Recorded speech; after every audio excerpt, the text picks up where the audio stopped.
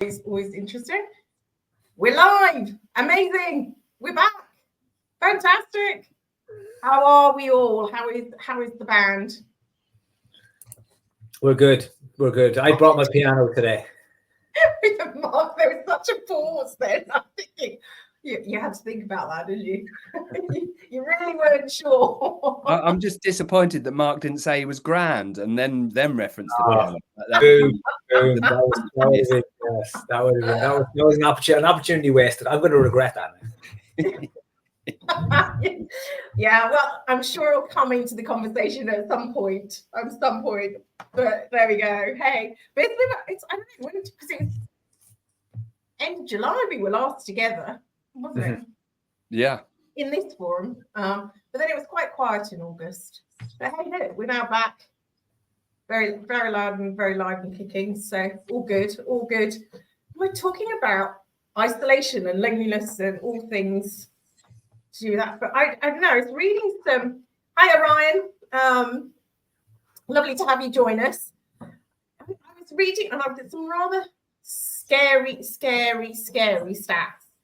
So apparently, nearly 50% of adults, which is 26 million people, should you want to know that, have experienced varying degrees of loneliness, and 7%, 4 million in the UK, say they experience chronic loneliness. Oh wow! And the other fact that really surprised me was that, well, two things. One, it increases your mortality rate by 26%. Yeah. So I bet you didn't know that. And 62% of youngsters say that they lose confidence of themselves owing to loneliness. Hi, Nick. Wow. Sorry, I'm not entirely sure who LinkedIn user is. So apologies. So one of the limitations of StreamYard, isn't it? If we had LinkedIn open, we could see who that was. But no, sadly, it comes through on StreamYard as a LinkedIn user. But yes, we are back, and hello. Exactly. But I think these figures are pretty. I mean, wow. And loneliness is highest for 16 to 24-year-olds, female, single, widowed. But I don't know. I was quite astounded by some of those figures. And you're going to tell me, well, that's something you hear all the time with clients, etc. Or not. I mean, yeah, Laura, it actually is. Just about every man I've worked with is feeling lonely and isolated in some way, shape, or form. And as I only coach men, I can only kind of speak to that. But what particularly happens to men is emotional isolation, Laura. Because especially our generation, we were brought up to bury and ignore, and that our emotions weren't anything we needed to understand or know about, that it was fluffy thinking. And so therefore, we're not very in touch with ourselves and with how we feel with our emotions because we spend our lives ignoring them. So men end up emotionally isolated because they don't know how to talk about how they feel. They don't have the tools. They don't have the support groups. They don't have the networks.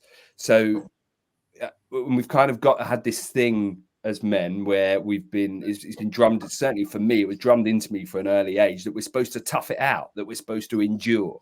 You know, even when times are tough, you're supposed to shoulder your burdens and just crack on and stiff upper lip and pull yourself together and all these sort of things, which we inevitably do. And then we end up feeling isolated because we don't realize that there are so many other people that feel the same way as we do. Mm-hmm. And we don't have the networks, the people to talk to, the ongoing communication with someone to go, do you know what?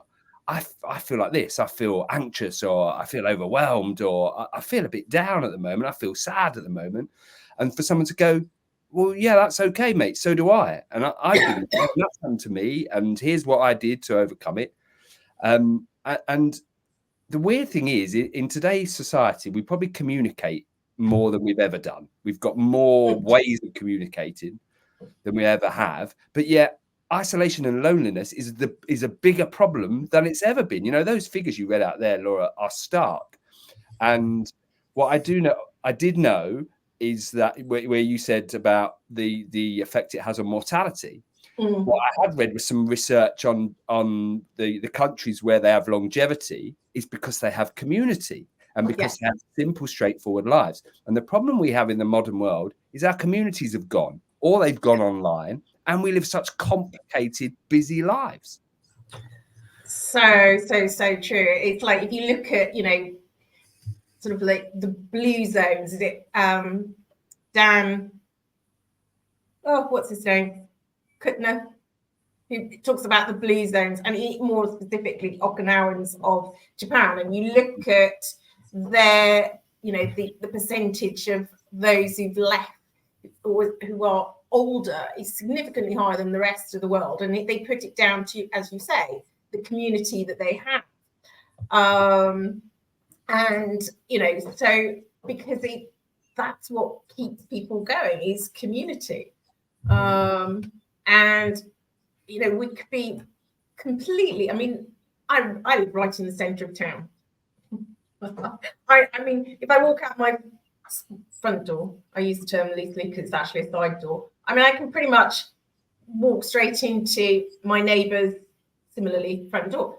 And I don't think I've seen her for, I don't know, a couple of months, because our days don't actually, we have our days are not aligned. What her world is revolving around one timetable, mine revolves around another. So we don't see each other. If I didn't live in the centre of town, that feeling of disconnection would be even greater. I don't know. What are your thoughts, Mark? Well, I find it extraordinary that you can be in a stadium of 80,000 people and be the loneliest person in the world. And you can be sitting on your own on top of a mountain and feel connected to everything. So where does the loneliness come from? Where does it stem from? There's a huge part of it that it's in ourselves. And when we thought about community and I'm reading an awful lot of Hannah Arendt at the moment, the German Jewish philosopher from the last century, and she talks an awful lot about loneliness. Look, she's got very famous a few years ago with the rise of a certain leader in America and totalitarianism and that kind of thing. And she talked about how, loneliness, and I can really see it as men get lonely and we begin to lose that connection with ourselves. We look for an ideology that allows us to feel that we're in a connection with something, and we can get dragged into the wrong community because of it. And that community can be, if we bring it back to the micro level, that community can be drinking at the pub every single evening, because even though it's not a community and it's a desperately lonely space to be, you feel like you're in that lonely space with a few other people in that lonely space without speaking about that loneliness. And I think on a larger scale, we buy into ideology because it's easier, because then we feel like we have something to care about, something to manage, something to work towards, because we've lost that connection to self. And the more distance we get from ourselves, then the lonelier we naturally get. Because if we can't be with ourselves, how can we be with anybody else? Oh, I'm totally with you on that one, Mark. I think Nick's, but less quality of communications or less well-targeted comms. I think the biggest level of communication is with ourselves. Absolutely. We got so caught up, and it's to your point, Mark, we got so caught up in the noise of having to push harder, do more, be somewhere else. And that we, kind of bumbling along in that sort of fog, I guess. And actually, if we're not grounded in ourselves and connected to ourselves, actually, how can we show up and feel even vaguely connected to the world? Yeah, and connection is the thing. This is the problem. This is why people are feeling isolated and lonely. The answer, what we were going to move on to a bit later, the integration. It's about connection, and that starts with yourself. And we live such busy lives these days that we don't even, as Nick point about the quality communication, we don't even have time to have some quality communication with ourselves, let alone with anybody else. So we're all coming from our minds, from our very busy, congested minds. We're not coming from our hearts, from our genuine core being. We're coming from our ego shells. So we're not making genuine, heartfelt, intimate connections with other people. And when I talk about intimate, I'm not just talking about, oh, look, my dog's here. I'm not talking about, just romantic relationships. I'm talking about all of our relationships.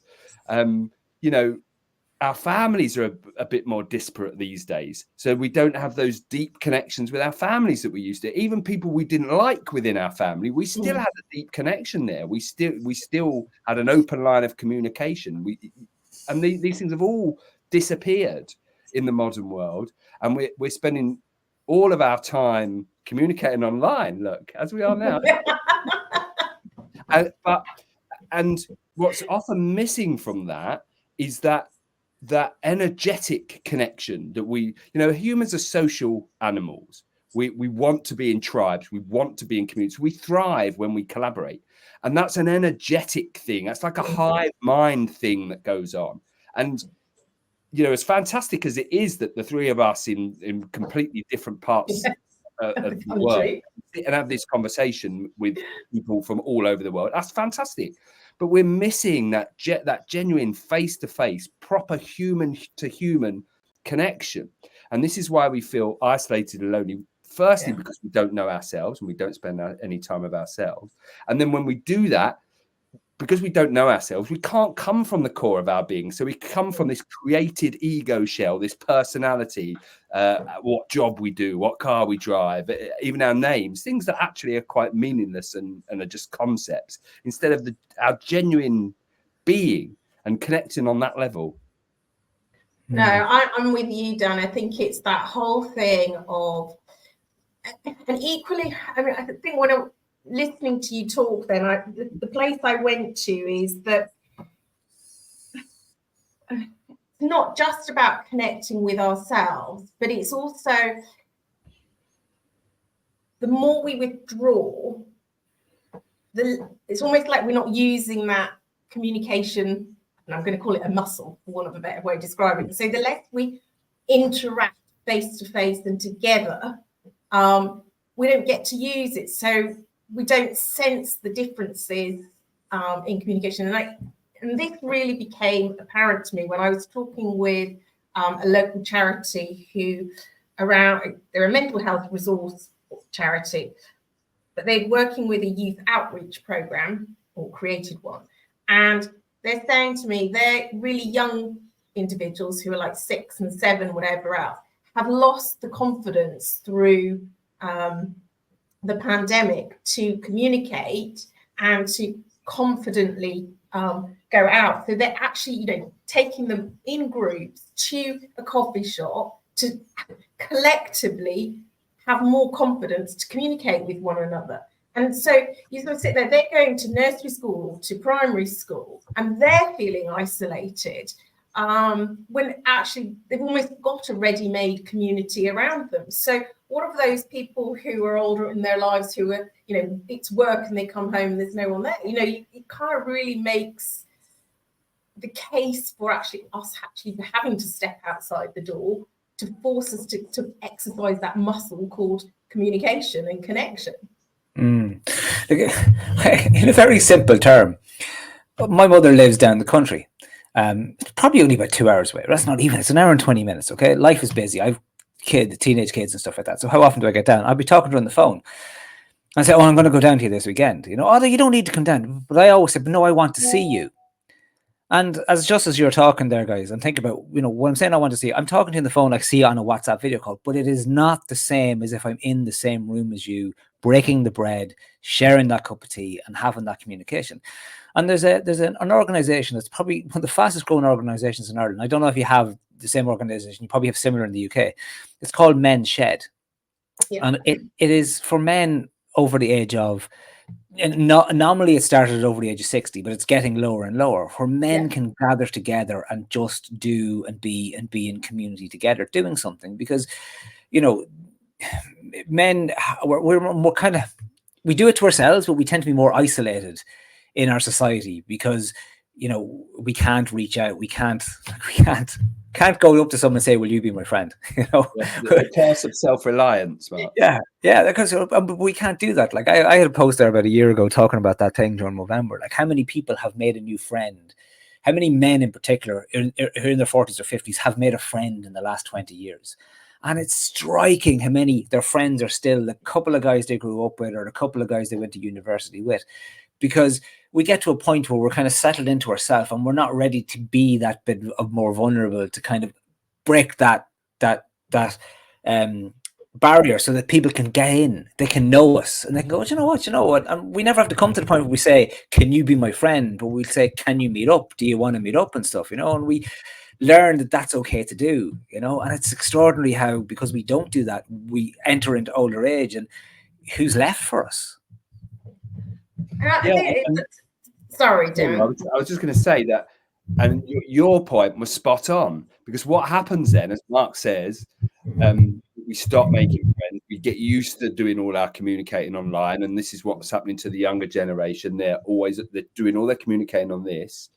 We lose the art of making those connections. We become socially anxious because we don't know how to do it anymore. We don't know. We forget how to make friends, how to talk to people without doing it through DMs or WhatsApps. Or even with that, it's like last Saturday night, I was part of the policing patrol for my sister's eldest birthday party, and I went upstairs, and I kid you not, there was a row of kids. Kids. She'd probably kill me for calling her a kid, but anyway, there was a row of youngsters, and they were literally on their mobile phones. And I'm just kind of going, you're like even sat on a room and you're all on Snapchat or whatever it is. Yeah, and they're probably talking to each other on Snapchat in that room. We're becoming old people here, guys. We're becoming old people complaining about what young people do. But that's their world. That's entirely their world. And it's not their fault. But it's not their fault. They were handing electronic devices at 3 years old, you know, and so they don't know anything different.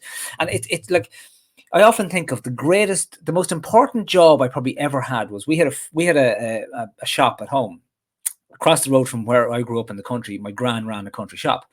And so from the age of 5 years old, it was attached to our house. The bell would go and you'd walk up to the counter and say hello and serve the person. So I spent my youth getting grounded in speaking and saying hello and talking to a random bunch of people that come in all the time. And I often talk about this with my brother. We often say, my God, we have to get our kids jobs in shops where they have to face people and speak to people, because it was an absolutely incredible skill to learn and a grounding to learn and to understand how people are, how different people are. I've seen some extraordinary things in that shop because of it. And that's a blessing. But unfortunately, they don't get that interaction because, you know, we've kind of pulled the ladder up a little bit on them. Yeah. And so what is the key then in to start building that integration? You know, because I think you're right, Mark. I think there is an element of, you know, we've given them almost the tool. We gave them the mobile phone that they're now using to got themselves to that point. But what is it that we can do to start shifting that from being totally isolated? I mean, we've talked about trying to reconnect with ourselves. That's got to be one of the first things to stepping up. Well, Carol mentioned in a comment there about the public lives that we live, you know, when we mentioned a little bit about vulnerability and stuff. And look, I'll just share, I put a post in this up a little while ago because it was such a startling experience that it's changed my thinking. And I know, Dan, you have a men's WhatsApp group itself. And I'm in a men's WhatsApp group. And it's not run by me. It's run by a couple of guys I know who run retreats and those kind of men-only retreats.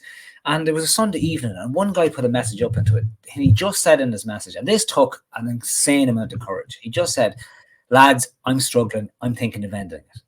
And like, you know, suddenly everyone was just, okay, what did he just say there? And suddenly everyone was reaching out to him, going out to him individually. People were trying to call him. And every single person then suddenly started sharing all these other stories of the challenges and the struggles they've had, of how low they have felt at times and where they are now. You know, and some guys, like one guy came on and put a video up and said, like, if you want to Google man on this bridge, that's me. That's me on that bridge. You'll find me. I'm on YouTube, you know, and just start telling his story. And that one bit of courage in a safe space allowed everyone else to be brave, to be open, to be themselves. And I'll give you a second version of the same thing. I was out with friends, and this is not as good as, not a positive story though. I was out with friends a couple of years ago, and we'd been out all day at a football match, and it was 11 o'clock that night. And so we weren't compass mentis at this point. And one of the lads starts mentioning how he's really struggling in his marriage, and he thinks it's over. And then the other guy then starts sharing about he's been in therapy for years. Because we were so deep, so with alcohol, like then it was dismissive, it was nearly dismissed, and it wasn't the way we could approach it. They finally felt safe enough to speak about it. But then, the next day it became difficult to talk about because it was revealed at a time when people weren't able to speak about it, And it just goes to show you the different examples between the safe space and the feeling safe because you get away with it space.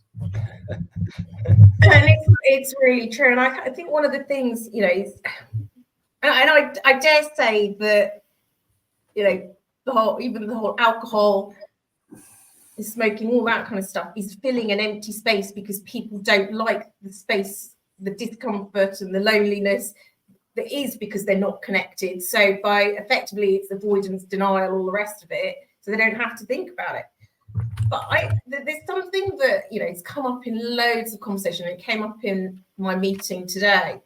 And that is the idea that, and I think Dan's WhatsApp group, you wrote a great post a couple of weeks ago about this, maybe a bit longer, but have we lost our ability to realize that we can do far more for ourselves than we actually realize to connect, to create things? So Dan, the reason I reference you specifically is because you created the men's WhatsApp group because what you needed didn't exist. So you created it to create that connection. So, it was bigger than that, and I get that. But in essence, you created what wasn't there in order to drive connection and to integrate ultimately what you were doing and bring a number of people together to help them integrate too. But similarly, if I look at myself, I am surrounded.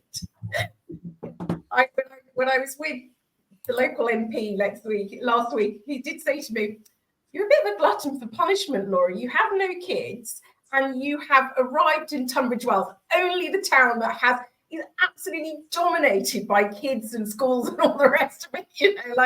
You must be surrounded by kids." I said, "Yeah, but what I needed back then was different. I needed to be close to my family." But, what we had gone on to talk about was the fact that I was doing this voluntary work because I wanted to be connected, because I wanted to do things that got me into the community, that were around things that I am passionate about. So I created it for myself. I didn't, and very, crazily, an opportunity's come up to be the chair for the patient participation group for the local surgery. And so I went, yeah, okay, I'll do it because I want to get to know more people and to feel more connected. I know for me personally, because there's no one else to share the load with stuff, I have to find someone else's vehicle, as it were. So it's their patient participation group that by law they have to have. I'm just the chair. So I recognise how much I can commit to it, given I obviously have to do a whole lot of paid work too. But I think sometimes, and this is where this conversation today was talking about, is that how many people, because we've isolated ourselves so much, we've lost our sense of what we can do, what we can find, what we can create in order to reconnect, to just get those steps started to build a momentum back. Well, I think as well, Laura, we've lost out the sense of prioritizing that, of finding it important. That it seems to have disappeared. We suddenly don't find it important to have these connections anymore. And I think from hearing what you were saying there, and from my own experience of creating the WhatsApp group, why did I create that group? Because I have awareness of myself. I know what I value, and one of the things I value is connection and honesty, right? So I wanted to create a place where there are other people that shared my values, right? That also want to connect, that also want to be honest, that want to have vulnerable conversations. That's why I did it. right? Because I want somewhere where I can open up to people. I live in the middle of nowhere, up in the Scottish hills. Now, I've done that deliberately. I love the peace and quiet, the tranquility. But F me, is it isolating sometimes? It really is, right? And I don't always want to put on to my wife, and she's not always here. Sometimes she disappears off for work for a couple of days. So I need somewhere where I can go, do you know what? I'm feeling a bit shit today. I'm feeling a bit overwhelmed today, because running a business on your own is bloody overwhelming sometimes. So I need an outlet. I need some other people I know are just going to say to me, yeah, I've been there too, Dan. No, that's cool. Or anything I can help you with, Dan, or, and that's exactly what this WhatsApp group has turned into. But it started with self-awareness. It started with me knowing I want that connection. I want that group. I need it as a human being. I need to be part of something. I need to be part of something greater than me. I need to, I have a practice every day where I remind myself the things that are bigger than me that I'm part of. And part of that is the human family. I remind myself every single day I am part of the human family. I'm not just an isolated being on my own. And there are, depending on what you believe, there are varying degrees of things that are greater than us that we are part of. And I like to remind myself of that every single day, because I need to feel connected as a human being. And that's really important. And you touched on a couple of words, and you mentioned it too, Laura, as well as dropping that the minister a couple of times. You just did notice that been dropped in on a few occasions there. Yeah, we picked that up, right? I wouldn't like to say anything at all. That passion and that mission is so important. Like, when we're struggling with isolation, and we're like, and lonely, and we forget what floats our boat. We forget what makes us tick. How do we touch back into the things that matter to us? How do we touch back into what's important to us? Like, you've got that group down because you care, because of self-awareness, and you want to be in that space. And then, so you're bringing your own passion into that space. I was working with a lady today, and she's struggling with the job that she's in, because she realized she's lost the passion in what she was doing. So it's not there for her anymore. And so she's becoming isolated at work because none of it matters to her anymore. And that's what happens to us in life, because we're not living to something that gives us that sense of meaning and purpose. And for Carl's sake, I know I have to mention nuns or monks, right? But I do have a nun story, would you believe? Because I'm currently reading a very interesting book called Stoneyard Devotional by Charlotte Wood, I think is her name. It's shortlisted for the Booker Prize. It's simply about a lady who goes to what is an order, a convent order, of just a few nuns, and starts staying there and continues to stay there. And what's I'm finding really interesting is she's looking for the isolation while also wanting to be part of community. So she's looking for the two things at the same time: the isolation to be able to be okay in that space, but in the community to know that if I'm not okay in that space, I have people with me. And I think, it's very powerful to see that that's what you gain from that space and from that commitment to the space. And it's also a lot of talk about sacrifice, because you have to, if you want to do certain things, then there's a sacrifice in that. And I think part of why, we communicate easy on these phone things, and, we go and we meet people in pubs, and we sacrifice ourselves for these easy ways of communication, these easy ways of being in the world, when really it's not easy, because it's just loading everything else back onto ourselves because of the isolation that we don't want, that we get out of it. I think that's the whole thing, isn't it? I'm so glad that you brought in the nuns, though. Carl would never turn up again. But I don't know. I don't know what your thoughts are, Dan. I mean, so we've got to understand ourselves and our drives and our passions, and ways in which we can collaborate and contribute to communities, whatever that is, whether that's a few people around us, whether that's voluntary work. But Carl made the point in the comments. He said prolonged isolation could weaken our ability to nurture connection with others. It can also stimulate a fear of doing so. And that's the thing. We're social anxiety is at epidemic levels, because we've lost the ability to make those genuine connections. So all you can do is get out there and do it, is feel the fear and do it anyway. That's all you can do. Now, you can either create a space yourself, like I did, or you can do what Laura's done and go and join something. But it's knowing what lights you up. You know, what doesn't feel like work. Remove any resistance there that's in the way, that's stopping you from connecting with other people, whatever that is, whether that's things like fear or other horrible corrosive emotions like shame and fear of judgment and guilt and stuff like that. Whatever that is, do that bit of work on yourself, let that go, remove that barrier, and get out there and become part of a community. Even if it's only 3 or 4 people, that's still community. That's still, and it's about having deep connection. So once you know, what do I care about? What lights me up? Find some other people who care about the same thing that lights them up. And believe me, you will find a deep connection. And look, and that's the connection in the right space. Like I was saying at the start about the danger of ideology, because we're lonely and we latch on to ideology so we don't have to think about things ourselves. There was a book written in 1780 or something called Journeying Around My Room. I think it was Javier de Mas, where he spent 40 days in his room. And in essence, he tried to sit with himself.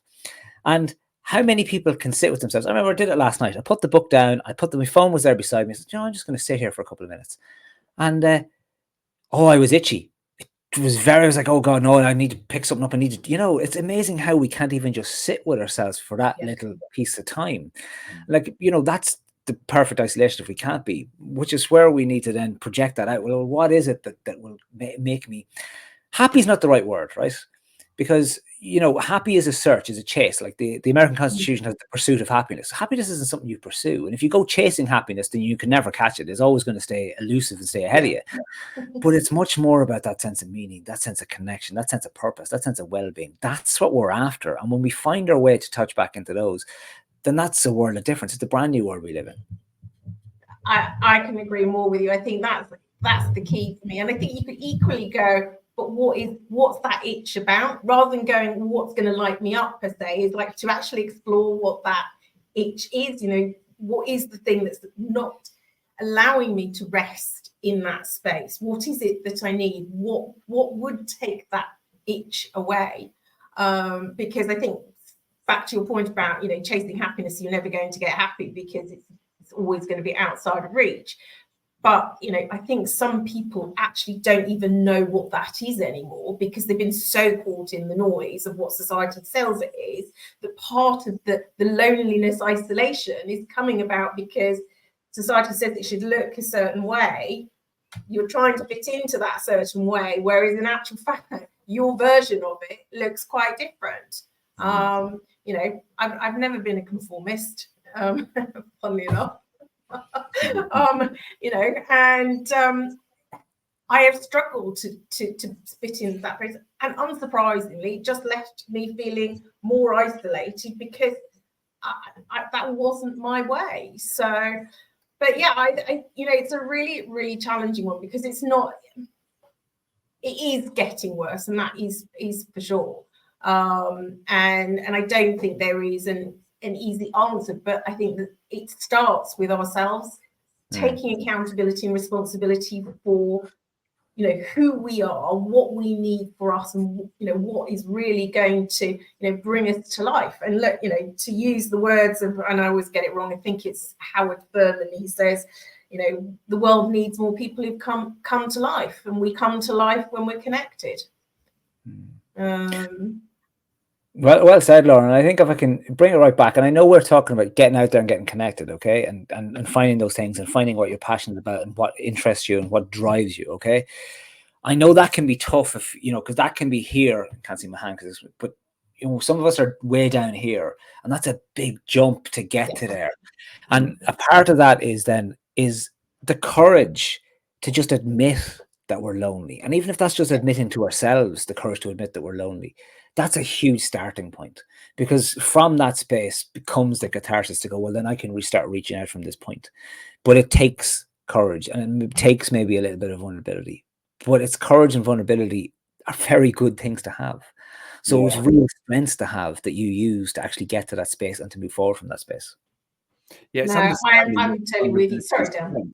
Sorry, Laura. I was just saying, it's understanding that vulnerability is actually its strength, to admit that, to be honest with yourself, and to be honest with other people. That you use the words courage, Mark, and courage and strength, they go hand in hand, right? So it's not weakness to say, oh, I'm lonely, I'm struggling, I'm isolated. That's immense strength, and it's a great first step. I mean, just admitting that to yourself will automatically put you a few steps further up the ladder. You'll feel a lot better, and then you'll find when you tell other people that, you'll find they feel the same way too. Yeah. Absolutely spot on. Well, guys, I'm very conscious that Mark has to go and do his school what is it? I know it's parents' evening or whatever it is. I don't know what they call it these days. I have to suss them out for my young daughter, see if they're good enough for her. Okay. Well, we must let you go, but we will be back the 24th of October.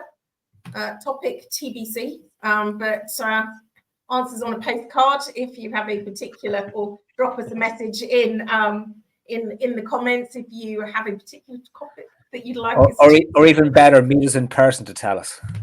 I don't Even better, meet us in person to tell us. Yeah, exactly. That they're gonna have courage to do that. But have a fabulous evening, and thank you everybody for joining us, and we will see you later this month. Take care, guys. Bye. Thanks, guys. Oh, it's gone. Enjoy the rest of your evening, Mark. Nice to see you.